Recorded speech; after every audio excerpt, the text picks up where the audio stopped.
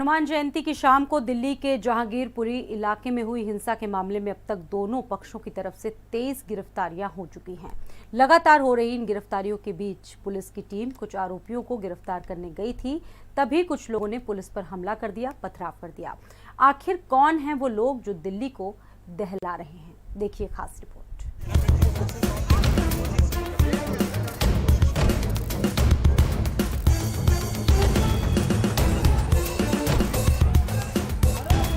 उत्तरी पश्चिमी दिल्ली के जहांगीरपुरी में शनिवार शाम हुई हिंसा में 23 लोगों को गिरफ्तार किया गया है।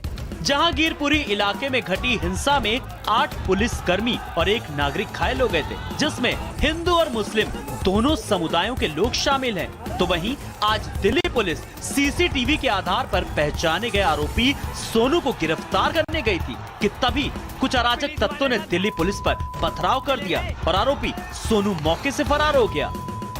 देश भर में रामनवमी और हनुमान जयंती के दिन शोभा यात्रा के दौरान हुई हिंसा का मामला सुप्रीम कोर्ट पहुंच गया है। हमारे साथ याचिकाकर्ता विनीत जिंदल जी मौजूद हैं। सर, क्या पिटीशन आपने लगाई है सुप्रीम कोर्ट में जिस तरह से हिंसा हुई उसको लेकर? देखिए, जैसा हम सब लोग जानते हैं कि पिछले 10 या 12 दिनों के अंदर लगातार रामनवमी के मौके हो या हनुमान जयंती का मौका हो, जो यात्राएं शोभा यात्रा निकल रही थी उनको टारगेट किया गया, उनके ऊपर हमले हुए और एक धार्मिक उन्माद बढ़ाने की कोशिश की गई। 10 या 12 दिन के अंदर हमारे देश के 8 से 10 राज्यों के अंदर ऐसी घटनाएं हुई हैं। ये एक संयोग नहीं हो सकता। कहीं ना कहीं इसके अंदर ऐसा लगता है कि बहुत तैयारी की गई इन सब चीज़ों को करने की और एक टारगेट बनाया गया कि कैसे इन चीज़ों को किया जाए। अलग अलग सिटीज़ में हुआ, देश के अलग अलग राज्यों में हुआ है। तो इसी को लेकर हर सिटी की पुलिस जो होती है उसका एक जुडिक्शन होता है, वो उससे बाहर जाके काम नहीं कर सकती। तो मुझे लगता है कि कहीं ना कहीं ये जो सारे जो इंसिडेंट हैं ये सब आपस में मिले हुए हैं, कहीं ना कहीं इनकी आपस की तार जुड़ी हुई है।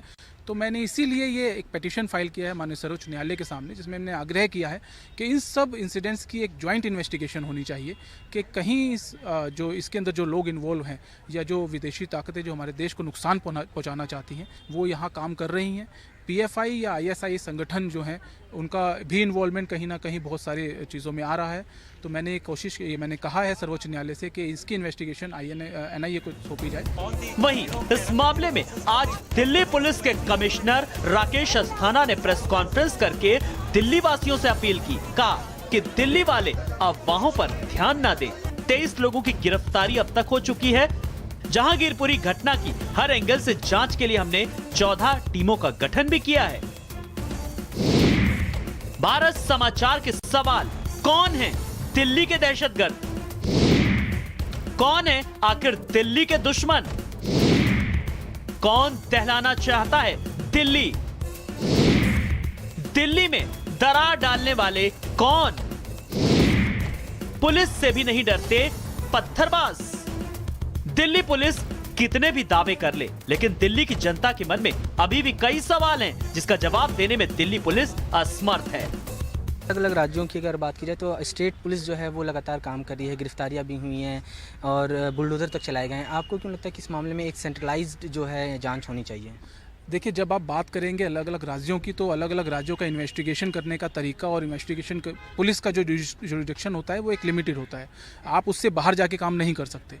एनआईए का जो फॉर्मेशन हुआ है, जो बनाया गया है, वो इसी पर्पस से बनाया गया है कि ऐसा कोई भी अगर कोई वाकया होता है जो पूरे देश को इम्पैक्ट कर रहा हो या कहीं पे आतंकवादी गतिविधि की बात हो या आतंक फैलाने की बात हो, तो ये इंसिडेंट आतंक फैलाने जैसा ही है, आतंक फैलाया जा रहा है।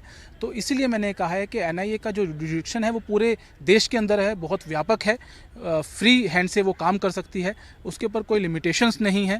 तो मैंने इसलिए आग्रह किया है कि जल्द से जल्द एनआईए को ये इन्वेस्टिगेशन सौंपी जाए, जिससे जो भी सत्य है वो सामने आ पाए।